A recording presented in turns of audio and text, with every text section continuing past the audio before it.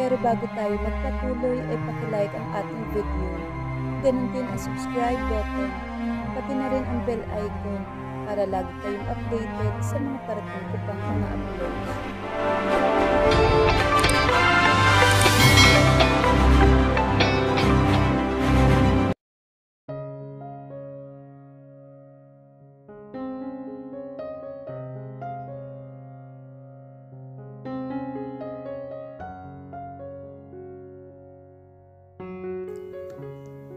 Nung gabing iyon, ay hindi natulog si Victor sa tabi ko.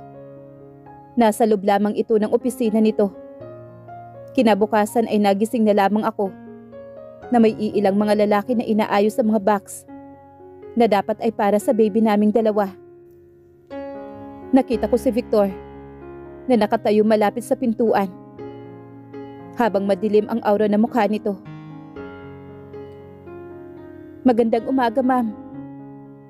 Bati ng isang lalaki kaya napabaling si Victor sa akin at mas rumiin ang kanyang titig. Saan ilalagay ang mga gamit?" Taka kong tanong sa kanya. "Susunugin." Mariing sagot nito at lumakad papunta sa akin. Akala ko ay lalapitan ako, pero pumasok ito sa kusina. Mabilis kong sinundan si Victor roon at naabutan ko siyang kumuha ng tubig sa ref. Mariin ako napalunok habang lumalapit ako sa kanya. Napansin ko ang pagtingin niya sa suot ko. "Ayusin mo ang suot mo." Puna niya at tinalikuran ako para ibalik ang bottle sa refrigerator. "Mga lalaki ay nasa sala. Ayusin mo ang damit mo." Akmang aalis siya at iiwan ako muli. Ngunit mabilis kong hinawakan to sa braso para pigilan. "Pwede naman natin ibigay ito sa ibang tao. Huwag mo namang sunugin." Umigting ang panga niya at kinunutan ako ng noo. "Pwede naman nating i-donate ito para makatulong din sa ibang magulang." "What are you? A kind of charity?" Pagaksiyang humalakhak at tinanggal ang kamay na nakakapit sa braso niya. "Huwag mong pakikialaman ang desisyon ko. Naiintindihan mo?" Mariing wika nito. "Anong gagawin mo ngayong araw?" Napaayos ako ng tayo sa naging tanong niya. Mabuti na rin kahit papaano ay kinakausap niya ako. "Wala naman. Mananatili ako dito sa bahay ng 1 buwan. Bago ako magsimula sa review ng aking bar exam. Magpapahinga lang ako ng 1 buwan." Mariin niya akong tinitigan. "Kung ganon, gawin mo ang trabaho mo bilang asawa. Lilinisin mo ang bahay.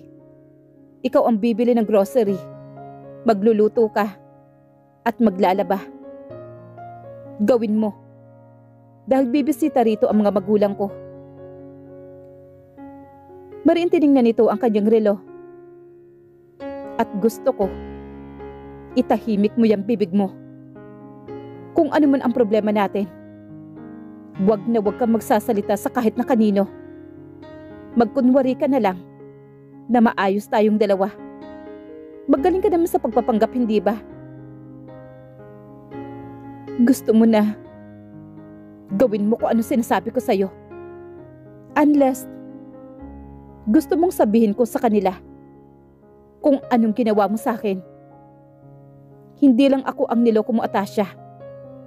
Pati na rin ang pamilya ko. At lolokohin ko pa rin sila. Paano yun tungkol sa pagbubuntis ko? Ano ang sasabihin ko? Sinabi ko na. Yun lang ba?" Mariing tanong sa akin ni Victor. Natahimik ako at bumagsak ang titig sa aking mga daliri. "Gusto kong magkaayos tayo." Bulong ko sa banayad na boses. Mariing napahalakhak naman ito. Lumapit siya sa akin at nilagay ang isang kamay sa counter. Napahilig ako roon at umangat ang tingin niya sa akin. Yun lang ba ang iniisip mo? Na ganun lamang kadali? Na pagkatapos ng ginawa mo sa akin, agad mapapatawad kita? At magiging maayos ang lahat, Atasha? Seryoso niya akong tiningnan. Mariin niyang hinawakan ang pisngi ko. Hanggang sa hinawakan niya ang baba ko. At inangat iyon. Yumuko siya at nilapit ang labi niya sa akin. Tsaka madiin akong hinalikan. Bumaba ang hawak niya sa aking balikat, patungo sa gilid ng dibdib ko. Mariin niyang hinawakan ang aking dibdib. Hindi ko napigilan ang mapaungol sa ginawa niya. Huminto siya sa paghalik. Na tila ba, naiinsulto niyang tinitigan ako. Sundin mo lang kung ano ang gusto ko at wala tayong magiging problema. Marahan niyang hinawakan ang mga labi ko. Tapos, inayos niyang strap ng aking night dress. Tinalikuran na niya ako at lumabas ng kusina. Napakapit ako sa counter at huminga ng malalim. Susundin ko siya kung yun ang magpapagaan ng kalooban niya. Pero sana, maging bukas ang puso niya na pakinggan ang sasabihin ko sa kanya. Ang magiging paliwanag ko sa kanya. Lahat ng sinabi ni Victor at gusto ni Victor ay sinunod ko. Lahat ng sinasabi niya ay sinusunod ko naman. Lahat ng gusto niya, kung sa ganoong paraan lang para maging maayos kaming dalawa. It's alright, Atasha. Mas pinapatibay lang ang pangyayaring iyon, ang relasyon ninyo ni Victor. Masuyong sambit naman sa akin ng mami ni Victor. Pilit akong napangiti at bumaling naman kay Victor na nakatayo sa tabi ko. Of course, ma. Pwede kaming gumawa ulit ng isa. Tsaka, baka may rason siguro para nangyari yun, hindi ba? Maybe, it happens for a good reason. Makahulugan na saad ni Victor at hinawakan ako sa balikat. Right, Atasha? Matiim na titig nito. Victor, anak, isipin mo, ang paghawak sa Florendo Enterprise and Grande Hotel. Baka sobra-sobra naman yun. Baka masyado ka nang napapagod. Hindi kaya mawalan ka na ng oras sa asawa mo? Uwi ka naman ng mami ni Victor. Dahil doon ay kunot noong tiningnan ko si Victor. Siya din ang nagpapatakbo ng hotel nila. Huwag kang mag-alala, ma. Kayang-kaya ko to. Sumimsim ito ng alak at tumikhim. So magiging ganito ang takbo ng relasyon nila. Ang makita ng iba na masayang masaya sila. Pero habang si Victor ay pinaparusahan siya kapag nasa bahay na sila. Pero magrereklamo pa ba ako kung dapat lamang ito mangyari sa akin? Pagpasok ko sa kwarto ay nagulat ako nang maabutan ko doon si Victor. Lately, hindi ito pumapasok sa kwarto namin. Natutulog ito sa guest room. Minsan naman sa kanyang opisina. Naabutan ko siyang katatapos lang na mag-shower. Pinupunasan nito ang buhok at tiningnan ako mula sa salamin. Dito ka ba matutulog? Tiningnan ko siya mula sa salamin at nagtama naman ang mga mata naming dalawa. Hindi. Tipid niyang sagot. Nagpalit lang ako ng damit. Malamig niyang dagdag. Napanguso naman ako at tumango sa kanya. Inayos ko ang kama at kinagat ang pang-ibaban labi ko. Narinig ko ang paggalaw niya. Bago ko pa maiangat ang tingin ko sa kanya, ay naramdaman ko na ang paghawak niya sa aking baywang. Pinihit niya ako paharap sa kanya. Bakit? Taka kong tanong sa kanya. Hindi siya nagsalita at simulang tanggalin ang aking damit. Napakagatlabi naman ako. Awang ang kanyang labi na hinawakan ang magkabilang dibdib ko at minasahe iyon ng kanyang mga kamay. Hubad na ako sa harapan niya. Wala nang saplot na nakatayo sa harapan ni Victor. Tiningnan niya ang buo kong katawan at marahan niyang iniyapos ang kanyang mga kamay sa aking baywang. Napatingala ako nang halikan ako ni Victor sa leeg habang hinahawakan nito ang aking dibdib. Marin itong nagbibitaw ng mga halik. Binubuntong ang galit sa kanyang mga halik. Kaya nung pumunta iyon sa mga labi ko, ay naramdaman ko din ang diin at pagmamadali. Aray, Victor! Mariing hinuli niya ang pulsuhan ko at maring hinawakan. Napahawak ako sa aking labi at nagulat ako nung hawakan niya ang aking pisngi. Habang inuutusan ako na yumuko at titigan ang kanyang pagkalalaki.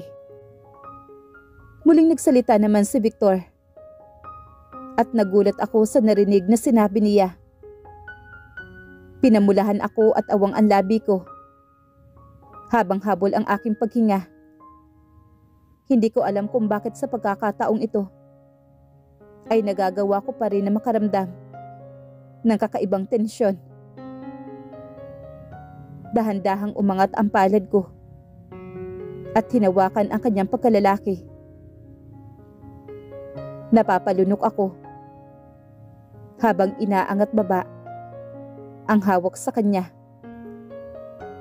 Habang ang kamay niya sa aking pisngi ay gumagawi sa likod ng aking ulo at humihigpit ang hawak sa aking batok. Sakop na nito ng buhok ko ng kanyang mga kamay. At tila ba nahihirapang huminga ito, marahil ay sa pagpipigil. Marin itong napamura. Hinawakan niya ang kamay ko at marahas akong pinatayo. Akala ko ay may nagawa akong mali, ngunit mabilis niya akong pinatalikod. Hinawakan niya ang aking baywang at inangat. Nakikita ko ang reaksyon niya mula sa salamin habang sinisimulan nito ang gawin na pagpapahirap sa akin. Matapos ang nangyari sa amin ng gabing iyon, umalis si Victor ng kwarto at dumiretso sa kanyang opisina. Iniwan niya ako sa ibabaw ng kama naming dalawa hanggang sa makatulog ako. Lumabas ito ng kwarto namin matapos makuha ang gusto nito. Nilagay ni Conrad ang palad niya sa likod ni Aliyah habang hinahayaan itong sumuka. Alam kong napaaga ang dating ko at mukhang kagagising lang ng asawa niya. Magpapalit lang ako. Ginitian ako ni Aliyah sa marahan niyang boses. Habang pinapawi nito, maiwan ko na muna kayo rito, ha? Are you sure? Gusto mo bang gumawa ako ng tsaa sa'yo? Or bumili ako ng gamot? Bumagsak naman ang palad ni Conrad sa baywang ng asawa niya. Kaya napasimsim ako ng kape at lihim na ngumiti sa kanila. Tatawag ako ng doktor? Mariing tanong naman ni Conrad sa asawa. Huwag na, maliligo lang ako. Sige na. Wika naman ito sa asawa. At marahan na itinulak nito sa dibdib si Conrad. Anong ginagawa ko? Bakit naiinis?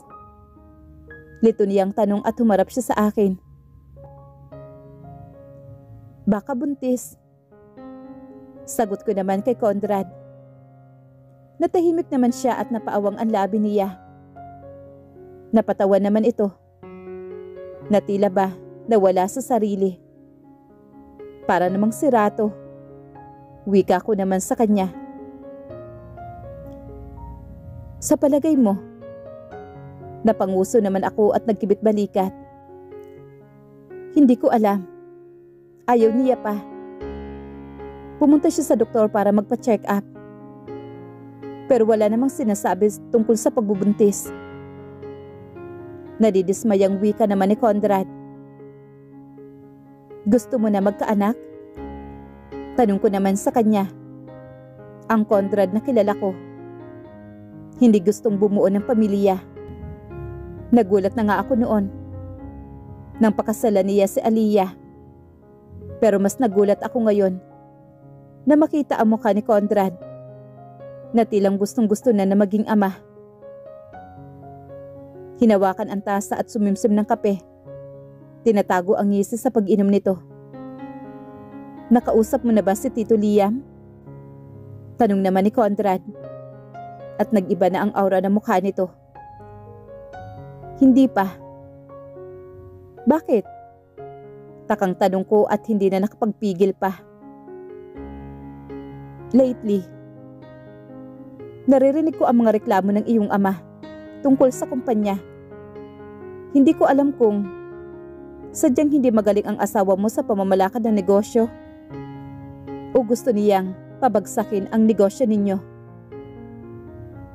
Napaayos ako ng upo at kumunot ang noo sa kanya. Ano? May pinag-aralan si Victor. Siguro hindi ngayon ang linya ng kanyang trabaho. Pero matalino siya. Kahit pa sabihin natin na magkaiba ng field yun. Nagkibit-balikat naman si Conrad. Pero kolehiyo pa lang siya. Ay natrain na siya ng kanyang ama niya pagdating sa negosyo. Bago pa siya maging doktor. Kaya hindi ko maintindihan kung bakit pumapalpak siya ngayon. Napabuntong hininga ako ng malalim at humilig sa upuan niya. Siguro sa mga susunod na araw, kakausapin ka na ng ama mo. Napansin niya ang pagtahimik ko. Hindi biro ang ginagawa niyang kapalpakan at Tasya. Mukhang maling ipinagkatiwala sa kanya ang mga negosyo ninyo. Seryoso niya akong tiningnan. Titingnan ko kung ano magagawa ko. Kakausapin ko si Victor. Alam mo namang hindi biro ang mga naipundar ni Tito Liam, hindi ba? Mariin niya akong tinitigan. At alam mo rin na magkadikit ang apelyido natin pagdating sa mga negosyo. Ang kasiraan ng Florendo ay malaking epekto rin sa akin. Napairap naman ako at natawa sa sinabi niya at tinaasan siya ng kilay. Huwag mo nga sabihin sa akin yan. Alam mo, Conrad, hindi naman ako yung business partner mo. Concerned lang ako tungkol sa negosyo. Dahil pamilya na ang turing ko sa iyo, Tasya. Humigop siya ng kape. At alam mong, poprotektahan kita. Katulad ng pagprotekta sa iyo ni Atlas. Kaya kung papalpaki ang asawa mo, pati ikaw ay maaapektuhan. Hindi ibig sabihin na wala akong tiwala kay Victor. Pero sa napapansin ko nitong mga nakaraang linggo, nagdududa na ako sa mga ikinikilos niya. Napalunok ako at nahihirapang tumitig sa lamesa. At huwag mong kalilimutan, Tasya, ang nakaraan. Malay mo, maulit at sa pagkakataong ito, ay sa kanila naman pumanig. At bumaliktad ang mundo. Parinig niya na tila may laman ang mga sinasabi nito. Mauulit nga ba ang nakaraan? Kung tuso ang mga Florendo, huwag mong kalilimutan na mas tuso si Harry Del Mundo. Nagkataon lang na mabait ang anak niya. Pero hindi natin alam kung pati apo niya ay nagmana. O malay mo sa kanyang lolo. Nakangising wika nito. Mabait si Victor. At sigurado ako dyan. Mariin naman na pahalakhak si Conrad. Habang nagluluto ako ng aming pananghalian, narinig kong bumukas ang pintuan sa living room. Alam kong si Victor na yon, at nung pinuntahan ko nga ay hindi ako nagkamali. Pero nasurpresa ako nang makita ko na may kasama ito. Si Atasha. Pakilala sa akin ni Victor. Ito yung babae na nasa meeting room. Ito yung nakita ko. Hindi ko alam kung ano ang pangalan nito. Iya, naalala ko. Nginitian naman ako ng babae at nilapitan. Hinawakan niya ang aking kamay. Hi Atasha. Ako nga pala si Lala. Lala Javier, ang business partner ng asawa mo. Nakasuot ito ng formal skirt at ang pang-itaas nito ay blouse. Ang coat niya ay bitbit ni Victor na nakasabit sa braso nito. Napanguso ako at tipid siyang nginitian. Tinanggap ko ang inabot niya at nakipag-shake hands ako sa kanya. At sa madaling salita, maganda ang babae.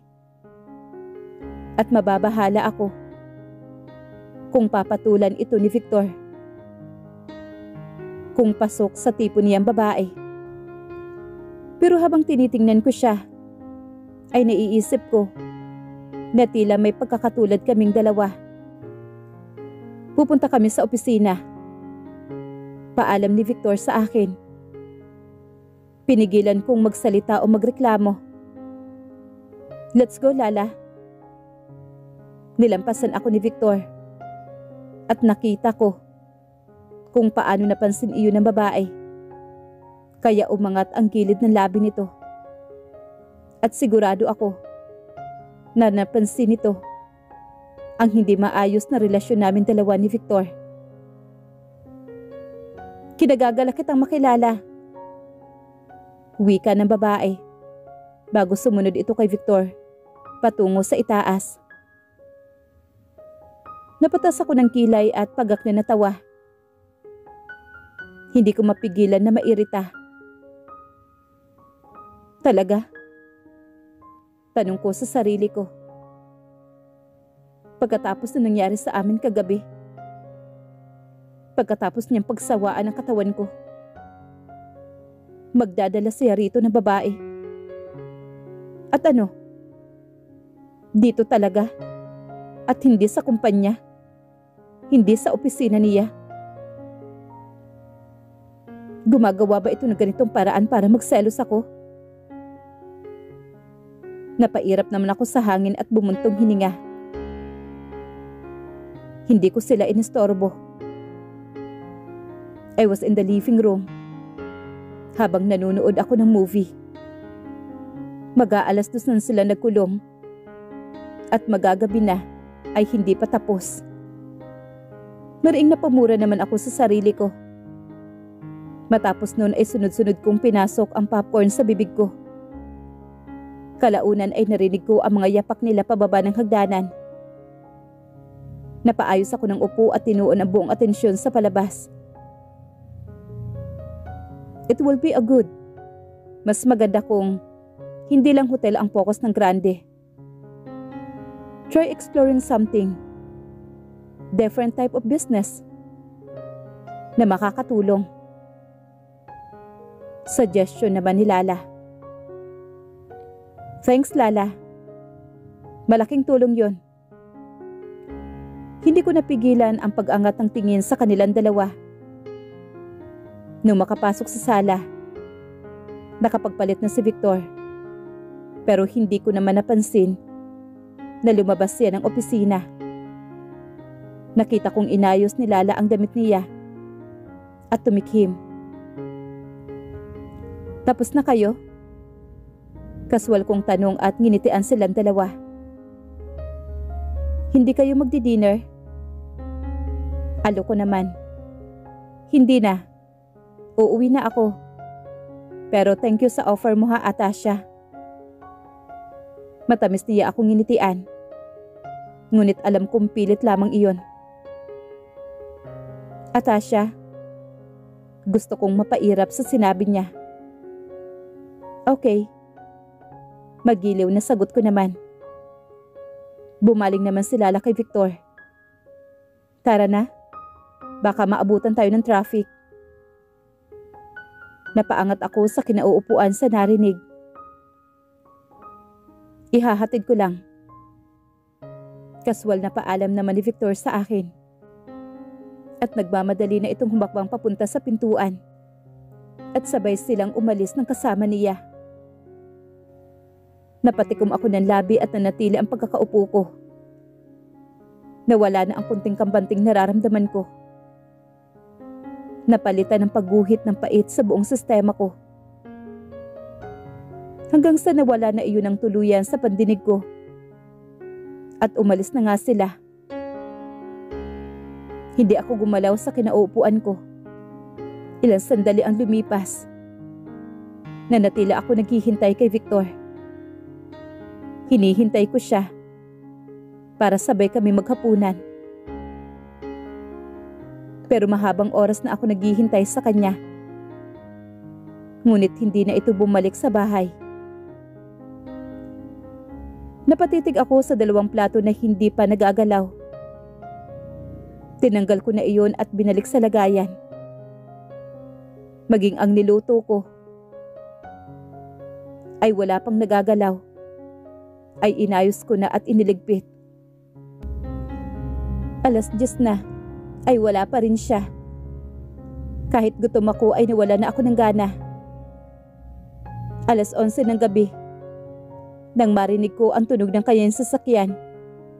Nakaupo lang ako sa sala at hinintay siyang makapasok. Pagbukas niya pa lang ng pintuan, ay umangat na ang tingin ko sa kanya. At nagtama ang mga mata naming dalawa. Bakit gising ka pa? Hindi mo naman sinabi na matatagalan ka pala. Tumayo ako at nilapitan ko siya. Bakit ngayon ka lang? Akala ko ba hatid lang? Naabutan ko sa bahay niya ang pamilya ni Lala. Inaya akong kumain. Iyon lang ang nasabi niya. Akmang lalampasan niya ako. Ngunit hinarangan ko siya. Anong meron sa babaeng yun? Wala ka bang ibang business partner at babae pa? At sa edad niya, hindi nalalayo sa iyo ang edad. Mariing tanong ko kay Victor. At bakit dito? Hindi sa opisina mo. Tinaasan ko siya ng isang kilay. Dahil nandun ang ama mo. At marami siyang sinasabi sa lahat ng ginagawa ko. Baka naman kasi may ginagawa ka. Kaya binabantayan ang Atasha. Mariing sigaw naman ni Victor.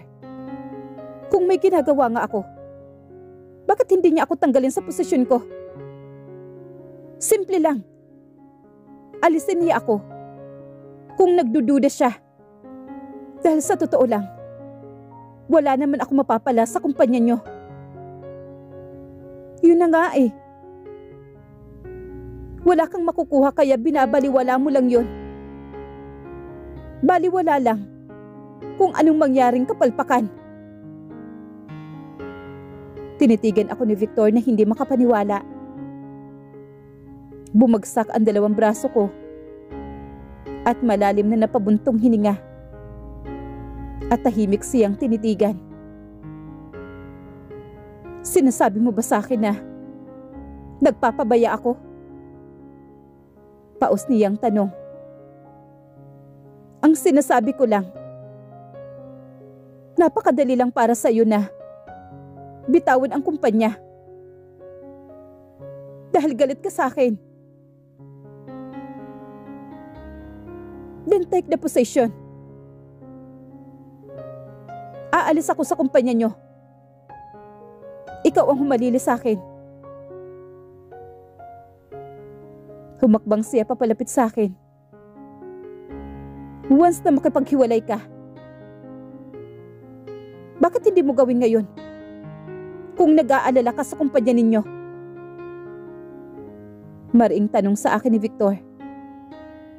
Nagkahamon akong tinitigan. Sinusubukan kong ayusin ang kasal natin. Pero hindi ito ang solusyon, Victor. Hindi ang paghihiwalay. Mas marahan kong saad sa kanya. Ngayon kung dadagdagan mo ang problema sa relasyon natin, hindi na ito matatapos. At mas lalo lang tayong masisirang dalawa. By what? By trying to make your company bankrupt? Natatawa niyang tanong. Yung pinagsisalos mo ako. Yung pagdadala mo ng babae dito sa bahay. Pagtatama ko sa kanya. Umigting naman ang panga niya at napalunok. Nakita ko ang pag-angat ng gilid ng labi niya na agad niya namang pinigilan. Sa bahay natin, sa ating tahanan. Wika nito. At kung gusto mo, edi imbitahin mo rin ang mga lalaki mo. Dito. Dito sa bahay natin. Hindi kita pipigilan. Hindi rin ako makikialam. Bakit mo ba sinasabi yan, Victor? Bakit hindi mo muna ako pakinggan kung ano yung paliwanag ko sa'yo? Bakit hindi ka ngayon magpaliwanag, Atasha? Pero nung tinatanong kita, tikom yung bibig mo. May naisip ka ng rason kung paano ipagtatanggol ang sarili mo ngayon? Mapanuyan niyang tanong. Victor, sana ganun lang kadali ipaliwanag ang lahat. Wika ko sa kanya na punong-puno ng sakit ang makikita sa mga mata ko. Hindi madaling maging handa para sabihin sa kanya ang totoo. Natatakot ako. Pakiramdam ko, hindi lang bababa ang tingin niya sa akin, kundi masasaktan ko rin siya.